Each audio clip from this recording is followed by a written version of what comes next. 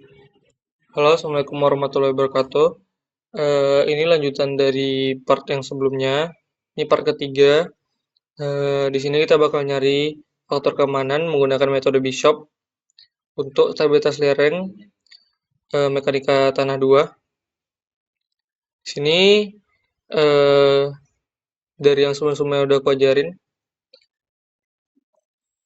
Ini kita by gambar yang udah kita tinjau dan kita buat sebelumnya. Jadi kita masukin data-data yang ada di gambar, kita pindahin ke Excel.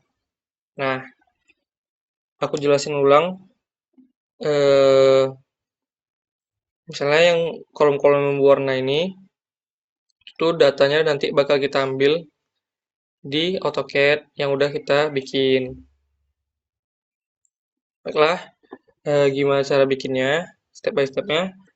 Nah, kohesi ini eh, sama yang kayak kemarin yang udah aku ajarin. Ini nih didapat dari tanah yang kita tinjau. Eh, Misalnya tanah itu pasir kelempungan. Nah, di clay sand sini udah di datanya udah dijelasin kalau misalnya gamma itu 18, terus pi-nya 26 sampai 28 dan kohesinya 4 sampai 12. Nah, kita pilih salah satu aja karena untuk memudahkan langsung aja kita pilih salah satunya aja. Di part yang kedua juga udah aku bikin kalau kohesi kita tuh 5, pi kita itu di 28, gamma tanahnya tuh di 18. Nah, ini dulu yang kita isi. Lanjut, yang biru-biru ini didapat dari AutoCAD. Nah, B itu apa? B itu adalah jarak antar slice. Sini 1,01, berarti ini B-nya. Langsung aja kita salin 1,01. Karena kita baginya merata, berarti antar slice-nya itu sama. Jadi tidak perlulah kita bikin sesuatu. Lanjut, H1, H2. Apa itu H1 dan H2? H1 dan H2 itu panjang slice-nya dari potongan yang udah kita bikin di gambar. Misalnya di slice pertama itu ini kan 0, yang panjang keduanya ini 2,11, 3,46, 4,45, 5,21, 5,62, 4,72 dan seterusnya sampai kembali ke 0. Ini langsung aja kita salin ke tabel Excel. Kita bikin dulu. Ini 0. Lanjut 2,11, 3,46, 4,45, 5,21, 5,62, 4,72, 3,7, 2,57, dan 1,3. Nah, ini harus disamain dengan data yang udah ada.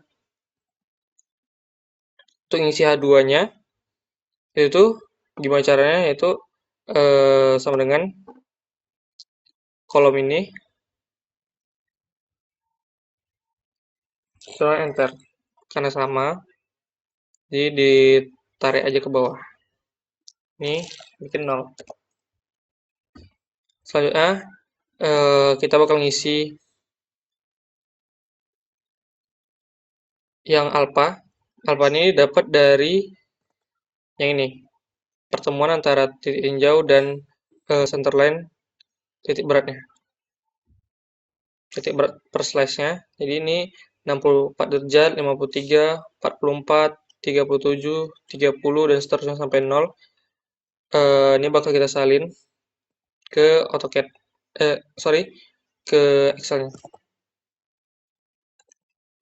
64, 53, 44, 37, 30.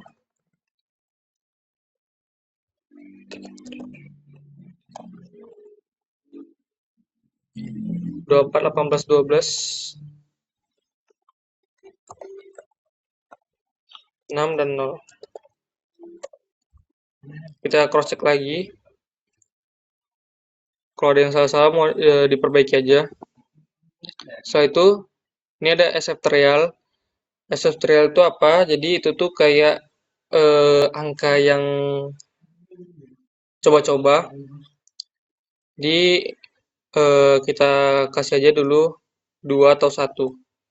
Tapi 1 aja. Nah, ini bebas ya sebenarnya, cuman ini nanti bakal berguna untuk mencari SF sebenarnya. Nanti aku jelasin juga gimana cara untuk nyari SF yang sebenarnya. Selanjutnya kita bakal isi kolom AN. Kolom AN itu yaitu luas per slice-nya. Nah, di part kedua juga udah aku jelasin kalau yang slash 1 dan slash 10 itu menggunakan rumus segitiga sederhana. Contohnya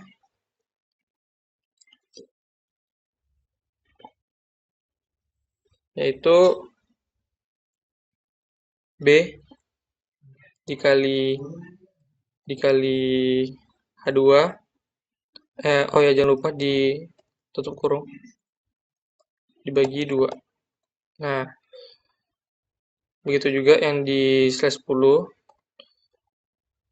kurung B kali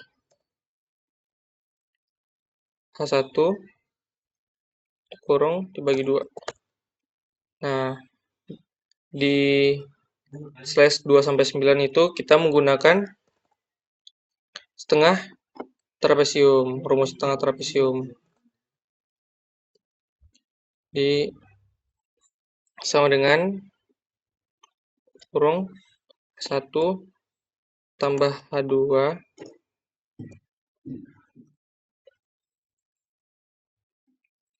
dibagi 2 dikali B. Ya, B-nya jangan lupa dikunci menggunakan F4. Lalu kita ke bawah. Nah, selanjutnya itu kita bakal nyari berat tanahnya W. W itu didapat dari gamma tanah dikali AN. Gamma tanah kali AN. Nah, ini jangan lupa dikunci. Oke. Tinggal di-share aja ke bawah. Selanjutnya, karena W lain ini berat lain, jadi gambar tuh nggak ada berat lain selain berat tanahnya. Berat lain itu misalnya ada jalan, ada rumah, ada pohon, dan lain sebagainya. Nah, karena di layar ini nggak ada, kita anggap nggak ada. Jadi kita kosongin aja. Jadi W total itu kolom yang W ditambah W lain. Nah, di-share aja. Selanjutnya, untuk mencari sin alpha. Sin alpha ini udah pernah aku jelasin juga sebelumnya.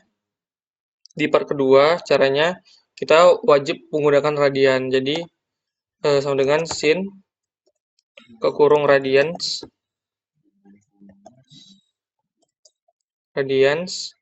terus yang kolom yang ini. Kolom AZ 9. Oke. Nah, kolom yang ini. Jadi kita tinggal tarik aja. Itu juga cos radians yang ini. Oke, ini kita tarik aja. Selanjutnya itu tan pi, sama kayak tadi, tan radians pi. Pi-nya yang ini. Nah, oke. Selanjutnya tuh, ini kan udah semua. Lanjut di bagian ini. CB itu berarti C dikali B. C dikali B.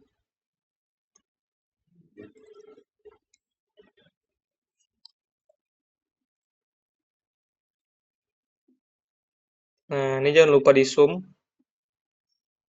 Karena di bagian ini yaitu jumlah. Nah, selanjutnya kita mencari MA. Jadi rumus MA itu adalah bentar, cari dulu. Nah, rumus MA itu di nih. Rumus MA itu yaitu cos alpha ditambah tan pi dikali sin alpha dibagi fs trial. Lanjut kita bikinnya di Excel. Tadi kan yang cos alpha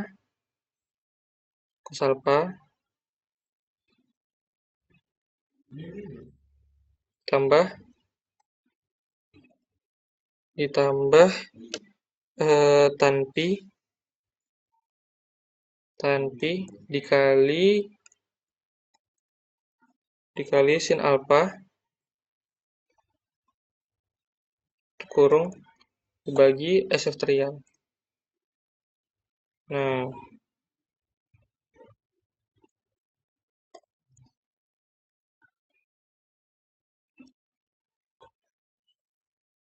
itu guys. Aku cek dulu rumusnya. Nah, ini langsung aja kita tarik ke bawah. Oh ya, aku lupa. Untuk yang SF trial ini jangan lupa dikunci. Terus yang tan ini juga jangan lupa dikunci. Baru kita tarik ke bawah. Nah, lanjut. Ini kita auto zoom. Selanjutnya ini cari CB ditambah W total dikali tan pi. Nah, ini kan udah ada nih datanya, jadi langsung aja kita masukin. Nah, langsung aja kita masukin di CB tambah W total dikali tan pi. Jangan lupa ini di kunci. Nah, ini tinggal diseret dari ke bawah. Auto zoom. Nah, ini nih bagian yang ini, kolom yang ini dibagi sama yang kolom yang ini. Karena kan CB ditambah W total kali tan pi dibagi MA. Jadi tinggal ini dibagi ini.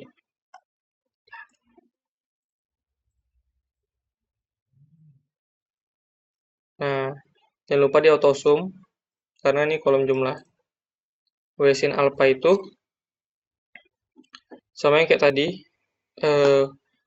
W dikali sin alpha. W-nya udah ada, tinggal dikali sama sin alpha sama dengan W kali sin alpha. Jangan lupa di auto zoom. Nah, selanjutnya kita bakal nyari faktor keamanannya. Dia ada rumusnya. Rumusnya itu ntar ya, share dulu. Nah, lanjut. Ini kan kita cari SF. Rumus FS yang di Bishop yaitu sigma CB ditambah W total kali tan Pi itu ditambah MA dibagi W sin sigma W sin alpha. Nah, ini kan udah kita dapatin nih sigmanya dan sigma W sin alpha yang ini. Nah, yang ini. Jadi tinggal di ini dibagi ini. Nah, dapatlah hasilnya 1,187. Tapi ini belum selesai. Selanjutnya itu bakal kita mainin yang SF trial. Kita bakal samain SF trial dan sebelah kiri dan SF yang aslinya. Di misalnya nih 1,187 kita bikin, kita kayak ngejar-ngejar gitu, trial dan error. Jadi 1,87. Nah, berubah dia jadi 1,234, kita kejar lagi 1,234. Berubah lagi, kita kejar lagi sampai kedua angka SF trial dan SF biasa itu sama. Nah, dia berubah lagi. Nah, oke, ini udah sama SF trial dan SF faktor yang di sebelah kanan. Nah, kalau udah sama berarti nilainya udah dapat. Jadi metode Bishop tuh metode yang dia itu nyoba-nyoba antara SF trial dan SF yang aslinya. Jadi kalau udah sama di sebelah kiri dan sebelah kanan, berarti itulah SF-nya. Dan di sini SF-nya di bawah 1,25, jadi kita anggap ini tidak aman.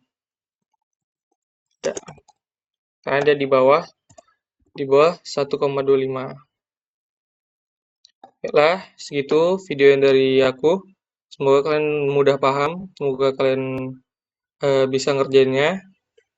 Mohon maaf kalau misalnya videonya kurang jelas atau terlalu cepat. Sekian, terima kasih dari part pertama, part kedua, dan part ketiga. Ucapkan terima kasih kepada kalian. Assalamualaikum warahmatullahi wabarakatuh.